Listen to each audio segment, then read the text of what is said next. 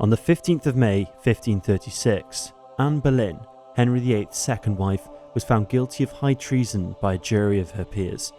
She was sentenced to death and executed by decapitation on the 19th of May 1536. It is believed that she was 35 years old at the time. So, who was Anne Boleyn, and why does her death matter so much in historical and contemporary literature and legend? What were the reasons behind her execution and the radical king's decision to approve the death of his wife? And what do we know of her last moments with regards to her mental capacity and outlook on her pending demise? Join us again as we attempt to uncover and analyse the last hours of Anne Boleyn.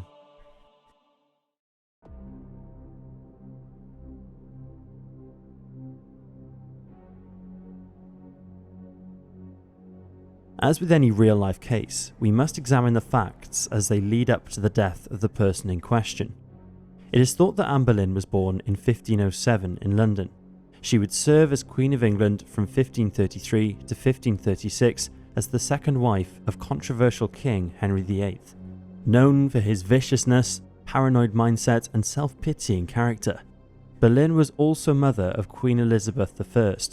Her legacy would become known for these key factors, as well as her execution in 1536. Anne Boleyn was the daughter of Thomas Boleyn, later Earl of Wiltshire, and his wife Elizabeth Howard, and was educated in the Netherlands and France before she returned to England in 1522 to marry her cousin, James Butler, 9th Earl of Ormond.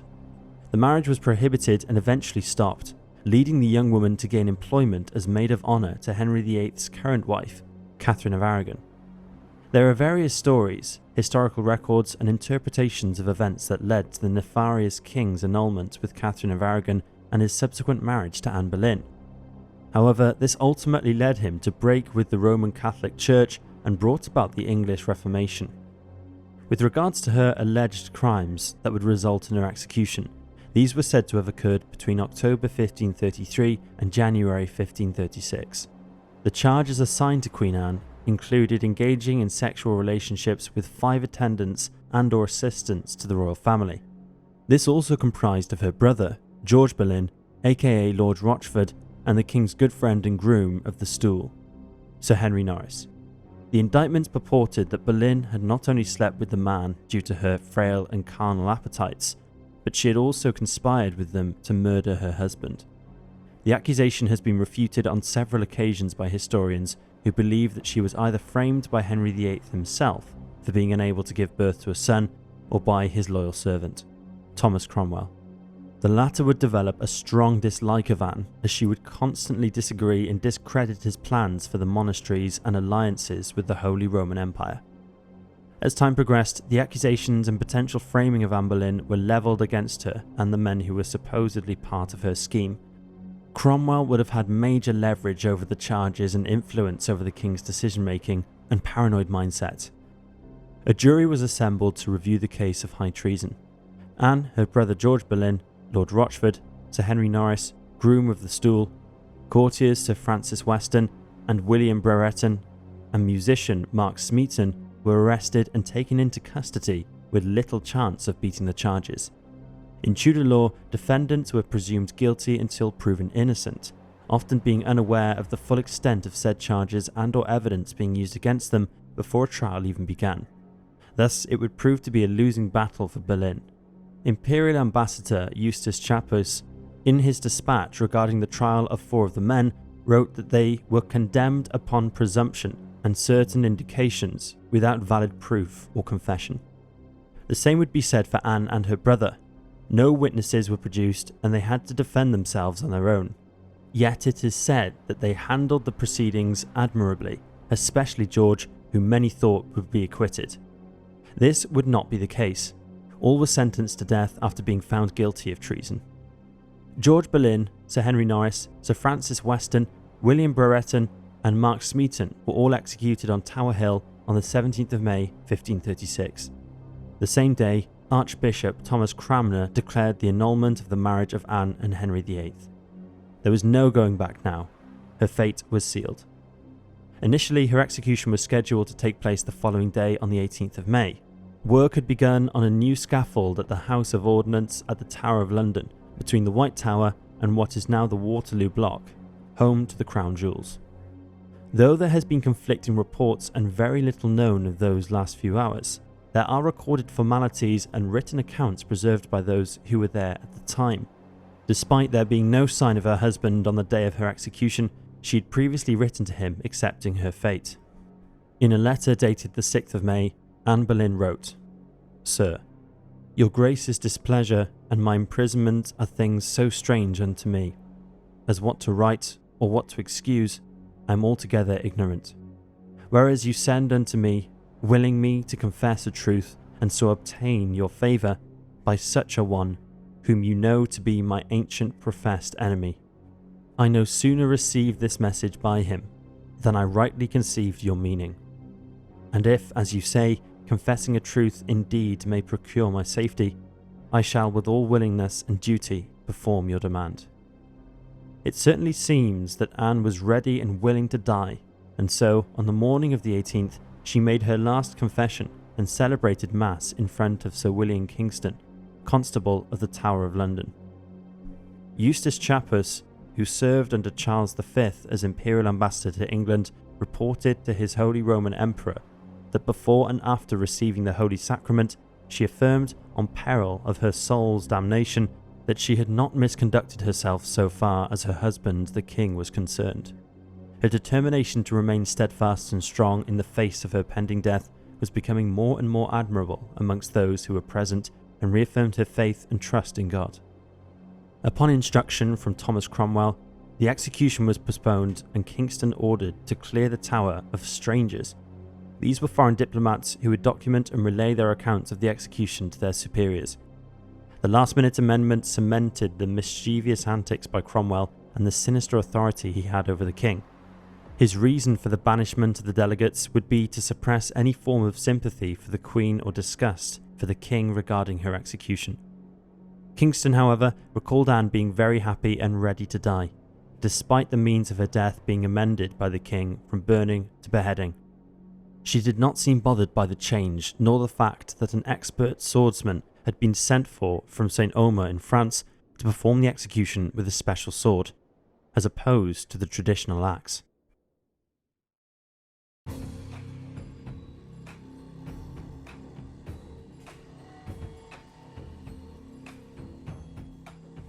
The day would finally come for Anne to be executed.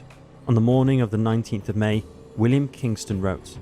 She said, "Mr. Kingston, I hear I shall not die afore noon, and I am very sorry therefore, for I thought to be dead by this time and past my pain." I told her it should be no pain. It was so little.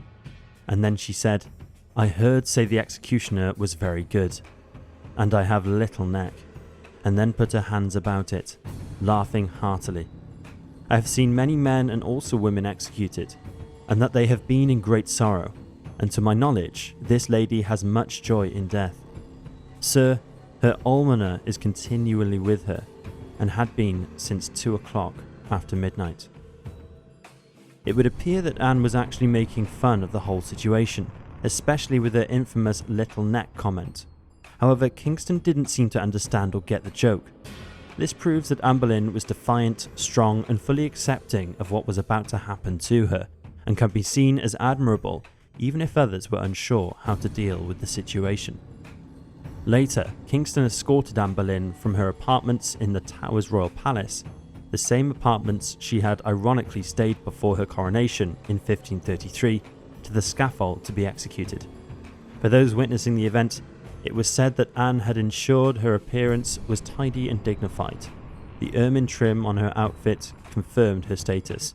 Her kirtle was crimson, the colour of martyrdom, and her hood was the traditional English gable hood, a headdress that resembled the gabe of a house, which covered her hair. She made her final walk towards the scaffold and was accompanied by 2 female attendants, with records showing a devilish spirit that looked as gay as if she was not going to die. Reaching the scaffold, Boleyn turned to the crowd and made a harrowing speech in line with execution protocol. "Good Christian people, I come hither to die, for according to the law, and by the law I am judged to die, and therefore I will speak nothing against it. I am come hither to accuse no man, nor to speak anything of that, whereof I am accused and condemned to die. But I pray God save the king, and send him long to reign over you. For a gender nor a mere merciful prince was there never, and to me he was ever a good, a gentle, and sovereign lord. And if any person will meddle of my cause, I require them to judge the best. And thus I take my leave of the world, and of you all, and I heartily desire you all to pray for me. O Lord, have mercy on me. To God I commend my soul. At this point, the ermine mantle was removed, and Anne lifted off her headdress and tucked her hair under a coif. She turned to the woman who had walked her to the scaffold and embraced them. The woman cried and prayed to God for her salvation before applying the blindfold to Anne's eyes. The time had arrived. Anne knelt upright, which was common in the French style of beheading, and prayed one last time, repeating the words, "Jesus, receive my soul. O Lord God, have pity on my soul."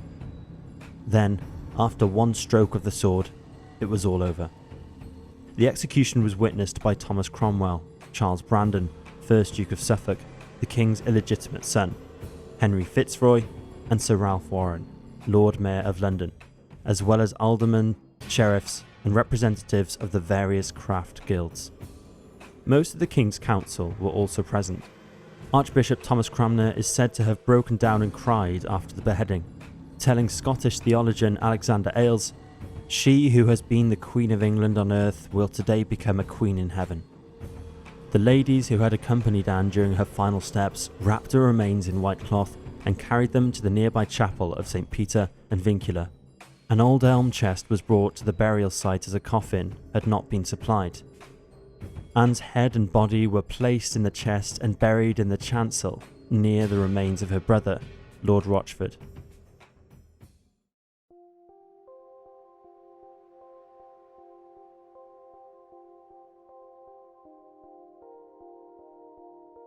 It must be said that, even in death, Anne Boleyn's legacy is stronger than ever before.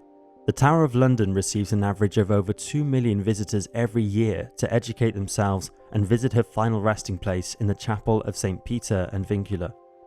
Her impact on history included the birth of Anglicanism, as well as her generosity with the poor and advocacy to provide safety for those who suffered religious persecution in Europe. With regards to her resting place, in 1876, restoration work was carried out on the chapel as the floor was found to be sinking.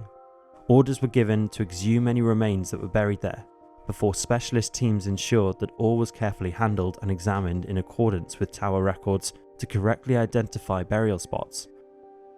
The team clarified that the resting place of Anne Boleyn did indeed contain bones from a female. Dr. Frederick Mote confirmed that they belonged to a female of between 25 and 30 years of age, of a delicate framed body, who had been of slender and perfect proportions. They also located the remains of 2 men near the site, which they believed to have been the Dukes of Somerset and Northumberland, who were recorded as lying between Queens Anne Boleyn and Catherine Howard. After work was carried out and examinations completed on the bones, Anne's remains were put in a Leyden coffer inside an oak box bearing a Leyden emblem inscribed with her name, date of death, and the year of the reinterment, 1877. The box was buried in the spot where Anne had been found. And so this brings us to the end of another episode of The Last 24. We hope you enjoyed this one. It must be said that the harrowing story of Anne Boleyn's final hours is both heartbreaking and courageous in equal measure. As alluded to earlier, many experts believe that she was the subject of a witch hunt by the likes of Thomas Cromwell, who couldn't stand her confidence and steadfast nature. She certainly stood up for what she believed in, and was full of integrity, wit, and fearlessness during those final moments before her death. Anne Boleyn will go down in history for many reasons. Her only mistake was her marriage to King Henry VIII. Until next time, take care, folks.